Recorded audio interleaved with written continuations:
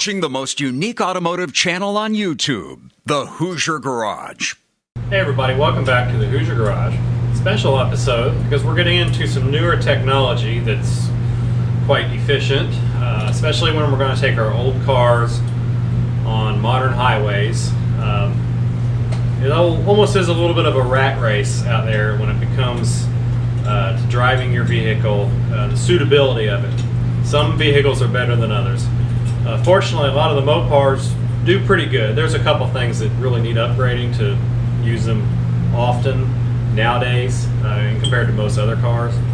But there's a few others that we can kind of, skim by with. One of them I think is kind of important. After many of us, if we drive modern vehicles every day and very often, we get used to the effect. And that effect that I'm talking about is the modern lighting, whether it be LED, H.I.D, just modern cars, the way they put a pool of light out in front of your car at night. And then you go back to a vintage vehicle like our van, like our Duster will be. It's a little difficult sometimes. There's nothing wrong with it if you can adapt to it quickly, but sometimes you feel a little uneasy. So what I have here is our original headlamps, and they're just some old Sylvania units. Some of them are GE, just the old sealed beam, have the 3 prongs on the back. Very dim light, as you can see here. And right here we have this modern style. It's like basically just a housing that's engineered to have, it's for the reflector to cast the light out here. And then you put a modern style bulb into it. A lot of stuff you get on eBay, and I've done this before, you'll buy something like this, and it might have a no-name bulb you put in there, and you get like an LED light. It does okay. It has a kind of a white cast to it, but it's not optimal. And I wasn't that impressed with it. I thought it did okay, but I wasn't that impressed with it. So my friend Dave over here, he is really big on researching gadgets, electronics. He just really enjoys that. He's likes to fix small issues with stuff, likes to find out what the best and maybe a modern technology is. And one of his expertise, I think, is lighting. He really loves lighting. He has all kinds of LED lights, stuff that he can use around the house, and he likes to upgrade his vehicles, whether they're new or not, to a more efficient, sufficient system. So he kind of pointed me in the direction of these. And what's the brand here, Dave? Is it Hilux? That's the ballast name. The ballast name. Excuse me. I don't know much about this, so he'll help you on that. The brand of the kit is LumaWorks. Yeah, LumaWorks is the kit. That's the whole ball of wax, and then this is the Hilux. That's for the ballast. And really, I do know this: if you want a really good light, you got to have that ballast because you're putting out a lot of energy, right? Oh yeah. And so to handle that energy and to harness it, and for it to be as efficient or sufficient as you really need, it has to have that, okay? If you're not using that, it's probably not that great anyways. It's not that strong, so to speak. So you have this whole system he kind of helped me design or put together here. And this is the actual ballast, correct? Mm-hmm. So here's one of the ballast, okay? Now this part is the ballast. It's sealed. So, and what'd you call that? I think they call it potted. Potted, okay. It's waterproofing. It's kind of like our old electronic ignition or your voltage regulator units where they had the goo in the back of them. That's kind of what this is, but it's probably much more modern. And you can put this on top of the van, like he said. You can get rainwater. Some of them don't have that, and this is kind of a top model here. And so there's your ballast. It's sealed. It's waterproof. Got a pigtail here, we'll get into that later. And this is what you want to call? The igniter. The igniter. So this is kind of what gives it the punch, right? Fires it up. Yeah, this is what fires your light up. And is this what you would say causes it to kind of have that burst of light? Yeah, it gives it a real heavy charge right at first just to ignite it, and then the wattage. I'm not an electronics person, but yeah. When the wattage goes down, it burns at 35 watts. Yeah. But initially it's, I don't know. Very intense. Yeah. Yeah. So that's why you see the newer cars, they have that burst of light, and then it kind of levels down, and it's still very, very efficient. So that's what that does. And then this obviously is a ballast. If you know anything about ballast resistors on our cars, a ballast and a light just helps kind of control it, keep it wrangled in. So that's what we got there. Okay, now this part is the actual bulb. Okay, this will go into the housing of what we would have thought was an old sealed beam, but it's opened up. This will go inside of it. And if you ever see, he's got the gloves on. If you get this little piece off here, little shield, you don't want to touch that with the oily bit of your fingers. Just like a halogen. Yeah, it's like a halogen. It'll kind of bite into it, and over time it'll prematurely wear it. Okay, so this is what it looks like. It's got these kind of pigtails on it. And none of this looks compatible with our old vehicles, all right? Most of the old American vehicles especially, and I'm sure a lot of the foreign ones too, they had, the 3-prong system here on the back. Well, this does not entail any of that, okay? This is just very generic, GM, Ford, Chrysler, I'm sure VW, a lot of the other ones use that. You could put this headlight on a lot of other ones as long as it was just like, I think the 7-inch headlight. Okay, this is a little different. It's more maybe Euro style, Japanese style, modern American style. So that's where the harness comes in, right? Mm-hmm. Is that the other bit there? Yeah, those are called amp connectors. Amp connectors. And it's kind of universal. If you want it, you could put your own kit together, but you for sure it'll match what that's right here. And yeah. It's just called amp. AMP is just kind of a standard that they go by. Right. And one thing you did have to do, since it's a classic vehicle, like we just talked about the 3-prong, we got this harness over here. And what do we call it? This is just our just a relay. Yeah, just a relay, and it's got everything on it: high, low, ballast, what color everything is, what it is, battery, where it goes, and it's a controller. And like Dave said, you kind of, even though it's sealed down in here, you want to kind of put that where it's vertical. Any water will not set in it and eventually soak into it. But it has, guess what? The 3-prong situation here that we can tie it all together. The fuse there, right? Mm-hmm. Yeah, got a fuse on it. We got a ground, I'm sure what that is, and the other connectors. And then this is I think they're 9006 is what the standard is on most all H.I.D. kits, aftermarket kits. But yeah, that'll plug in. That'll just take the place. I mean, if you have 906 bulbs, if you're doing it on another type of car, it'll just fit right into that. Fit right into that one. So yeah, you wouldn't need anything special there. And of course, you have your reach across to the other side, so you can supplement the other light. Yeah, you're just running one hot wire off this end. It's just like these two here. Yep, the hot wire there. Hot and ground. And your grounds. So it's really, when you look at it, when I first pulled it up, it probably looked like it did to me, where it's like, wow, there's a lot of weird stuff going on. But you break it down looking at it. You got one side, the other side, and then a couple ground and hot wires. That's pretty much it. Okay, so now one thing that I'm really not that educated about, he knows a little better than I do, is the Kelvin rating. And the Kelvin rating is probably what makes the big difference between lights like these and the ones you buy off eBay, right? Mm-hmm. So this is, I got the 6,000 kelvins, which I think is like an average good cast of light to have, so to speak. Wouldn't you say that? Yeah. 6,000 is like a good I think they high say mark. like 4,300s like will almost look like halogen. Yeah. And then anything above that is going to start looking whiter and whiter, and then it's over 6, it turns back into blue. Okay. So the more blue, the less usable light. Yeah. You want it at lower. 4,300 to 6,000 is the sweet spot. Gotcha. So we should fall in that range. Should be, I would imagine, pretty impressive. But we'll let you all see and let us know what you think. Compared to what you're seeing here, is us taking the old halogens and casting them onto our garage door from about 4 feet away. So we're going to have a comparison here in a bit. We'll put them side by side and you can see. Okay, so me and Dave are starting to get into the actual project and seeing how everything fits up. And you have these, which they kind of fit right here over top of the collar. They're rubber.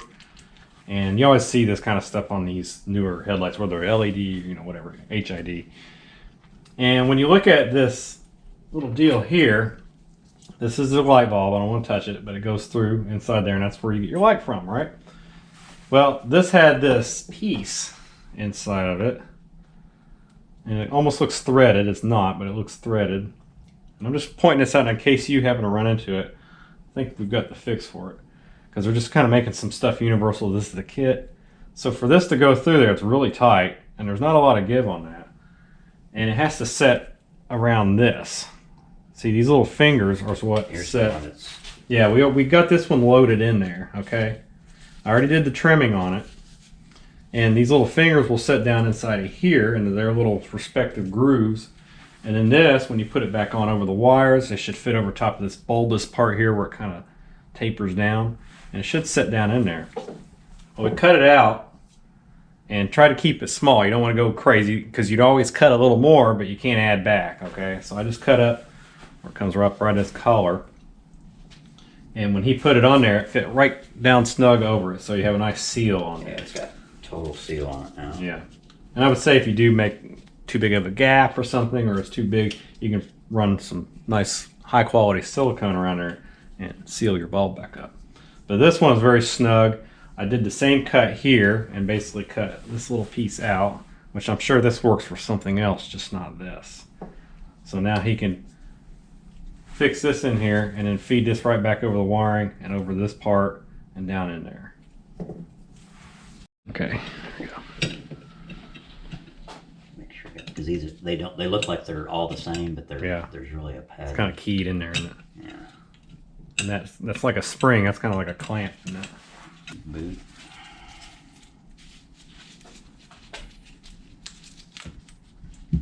Kind of a little bit of a tight fit over there.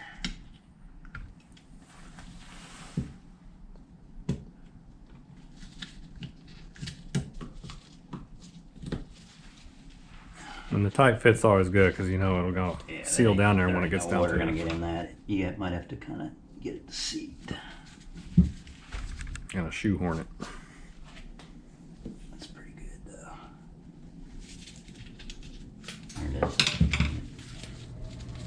It's ready to go. Awesome. All right, everybody. So here's one of the headlights, and we're doing basically a bench test. You know what bench testing is. You don't have it all the way in yet, and he said he likes to do that because sometimes you get a bulb already burned out and you need to get it taken care of. So a good time to do it is now, and make sure everything's working right. So there's a ground wire and your hot wire over here. So we just kind of stuck them on there and click the harnesses together, and that's the modern wiring. I'll just call it the modern wire where it's just generic. Amp connectors. Yeah, the amp connectors to the igniter part, and it has the 3-prong. So we kind of stuck all that together. There's the ballast right there. So if you want to hold that up, Dave.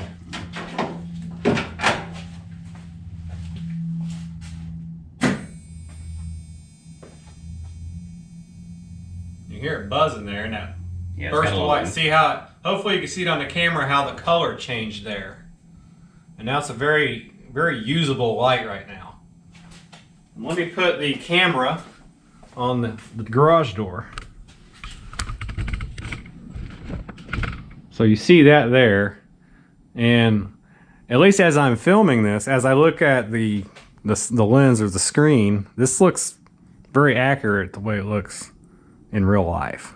So it's a really much better, and we'll stick our original footage of the old headlights in here just for a second, and then we'll go back to this. So there's that. So we'll go ahead and we'll take the other light, we'll stick it on there, make sure it's all working like this one is.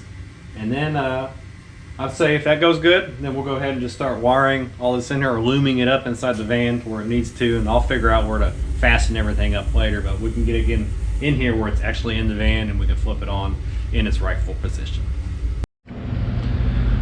Okay, now before we get off here, I want to show you something real quick in case we forget it later. But this is the regular beam. This is your running, you know, just average light. We're going to hit the high beams, and you can see the difference in that.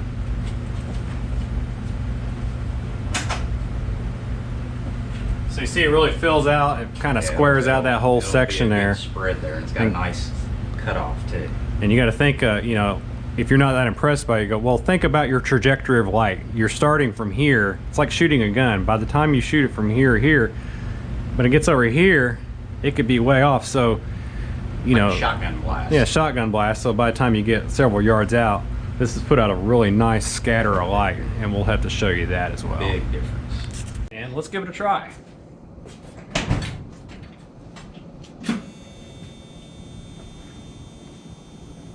There, they're mellowing out a little bit. There you go. And actually, it's still kind of doing that, isn't it? Yeah, it takes a minute. Because if they're cold, it's got a heat up time. Yeah, they have a heat up time. They're cold, so once they come up to temperature, really good. Okay. But what's your opinion on the LED versus this, Dave? The beam pattern is kind of broken up. You'll see a lot of dead spots where there's just dark. This is nice even coverage with this. Yeah. You'll get a lot of stray light going out, little scattered looking beam. Yeah, this is just like a nice wash. Yeah. Of even Right. Yeah, white, and you see the shadows obviously, but the LED, I did have the LED in an old Camaro, and it was a little uneven through spots. It just didn't have a real pattern, or it had a pattern, but it wasn't a good pattern, I would say. But we'll have to try this out. Alright, so I thought I'd take a few minutes to demonstrate where I attached all the loose ends on this. So to get an idea, you have to just find your spots. If you're on a van, you don't have as many spots, it seems like. So you just gotta make do. Set that up. So here's our wiring harness, and I'll get close here in a minute. I have it just strung across here up into the factory loom. I didn't really use this because I stretched it out too much. It comes over here, it drops back down. Okay. I took the ground, put it on the ground on the positive, or the negative, I'm sorry, on the battery, and then the positive on the battery. All right. And remember, you got a little fuse there for that as well. So let me show you up close where I put some of this stuff. So I basically started with the first ballast, and I just used double-sided tape and put it right here. Pretty good little spot, kind of separated it from this ground wire for the factory wiring harness. So it's there. This wire drops down, comes up into what I showed you a second ago. Now the igniter for this is actually further down. You can see it right there. I stuck it to the side there, and just don't kink your wires or anything if you're thinking to do that. All right, don't let it like push up too close to something where it kind of pinches it. And the only other thing I did down here, since this part of the original headlight switch or the headlight pigtail is not going to be used down here, I just went ahead and taped it off to keep corrosion from forming and getting up into the wire there somehow. I mean, I know you can kind of get it from the backside, but it just kind of keeps that a little less likely to just get dirty. Okay, because you never know, you might need it later, or it might infect your wiring somehow. That's just how I think. If you come up over here, you can see where we had that drop down, and then I double-sided taped this one here, and you can also run a screw if you want, but I thought no point in it really, unless you just need it later for kind of your controller where everything sprouts out of. So I just put it there. I have it tilted at an angle, so if it does get any water here, it'll just drain right out. This is, like I said, kind of full with the that really hard plastic kind of stuff that they put in there in the electronics. And then you come up here, here's your fuse again. There's the hot wire, there's your ground. And the ballast for this one, I was able to move the battery over a little bit underneath the clamp, and I stuck it back up over here, then I reclamped everything tight. The igniter for this one is, well, let's just say it's down in there. All the rest of the wiring gets kind of tight right here. Just make sure it's not rubbing against anything sharp or anything with an edge on it. And then, as you can see, there's the headlight there. Same thing on that side. So pretty simple setup, just once you figure out how you want to really route everything and just find a location. Because see, I wouldn't consider this ideal, like stuff like this. I might even run another little loom, maybe off of one of these studs from the power brake, just put it like right there, and that way it keeps it kind of taut.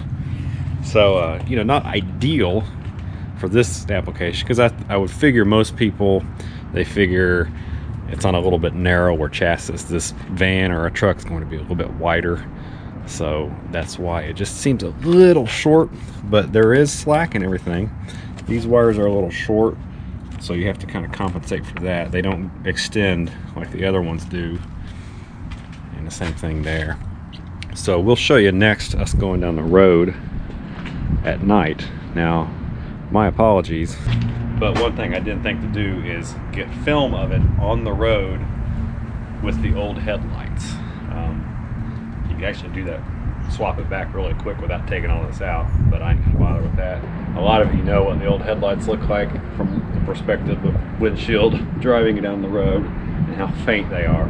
But we'll show you here next what it looks like going down the road at night, borderline daylight.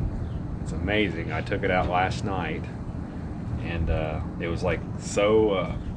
It fills you with pretty good confidence that you can see everything. And I was just driving like it's during the day, and a lot of fun, really cool, really kind of inspiring. So we'll show you that next.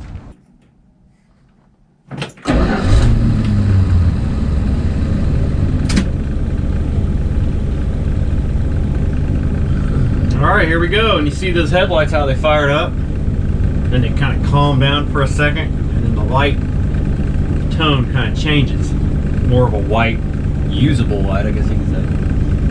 So that's all on account of those igniters and ballast. Just fired the van up a minute ago, so I'm gonna let it warm up just for a second. And we'll take a drive just around town here. You kind of see how it's working on the street. I gave them a little bit of an adjustment up, hopefully not too far up where they get in people's eyes coming at you. And of course, you got your brights right there. There's your below beam right there. So here we go.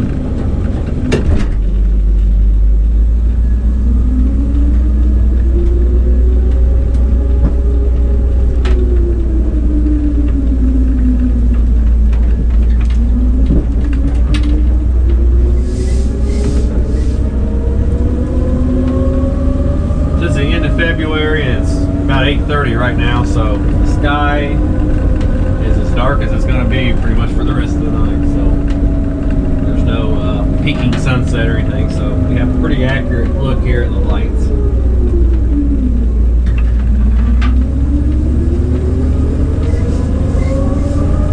Now we're on a highway, it's off my road. Pretty good example of how it's going to work for you.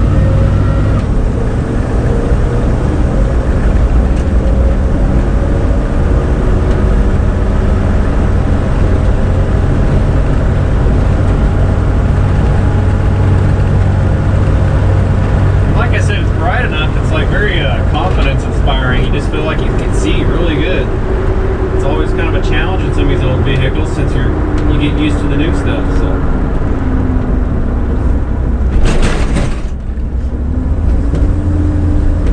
I'm gonna go down this side road here. It's usually very dark. There's a little creek that runs through there. No lights, so.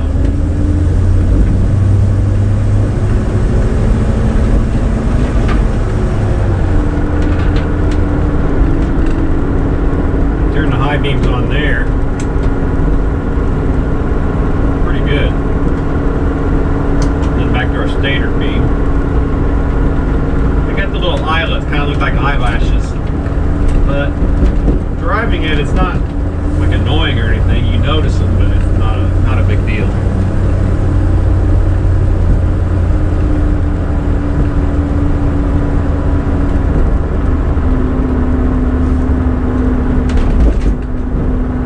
In the old part of the town I live in.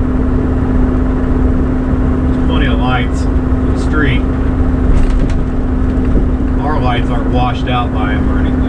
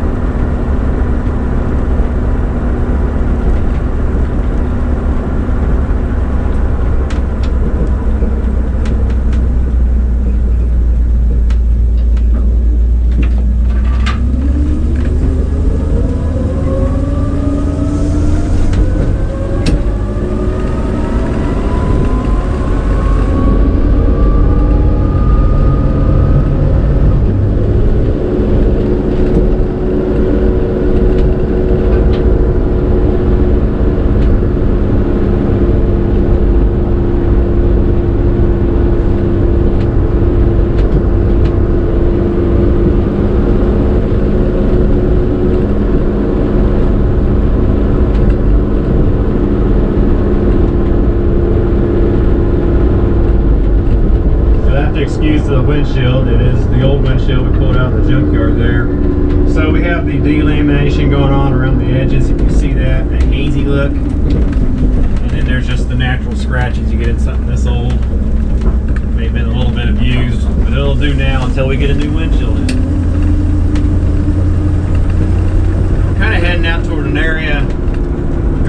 up here and right past the park. It's very rural, kind of wooded. So we'll get a good look at kind of a long stretch how to look there.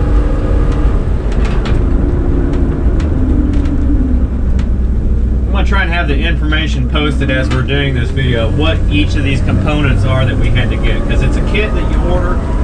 You order your headlight shells, you order your stuff like your ballast, your wiring harness, and whatever else there. And you know, there's different levels of everything. Some of them are probably much more necessary than others. I'm really happy with this here. So our brights on there. And I'll go back and forth with those just to get an example of each of them.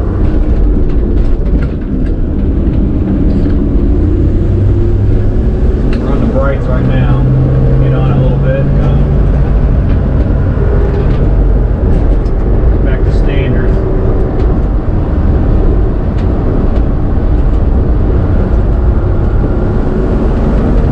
We got a nice little straightaway here. We'll hit the brights.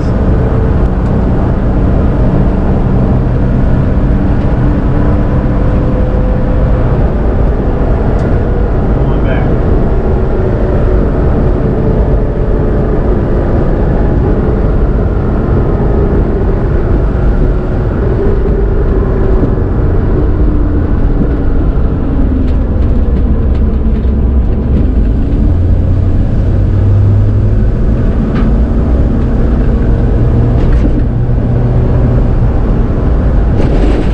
Okay, let's head back to the house.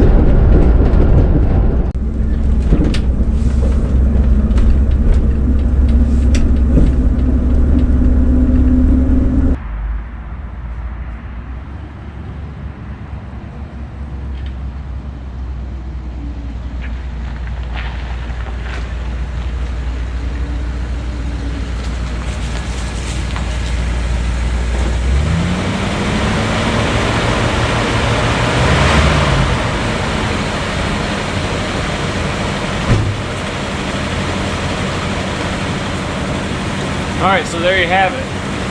72 Dodge and the headlight upgrade. Hope you enjoyed it. Hope it's helpful to you. And make sure you check out more videos here from the Hoosier Garage. Thanks for liking and subscribing. And if you haven't done so yet, what are you waiting on?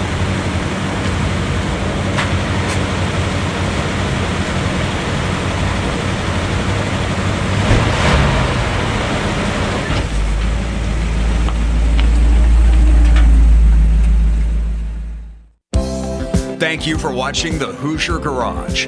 Please be sure to like and subscribe for more restoration, tips, and fun.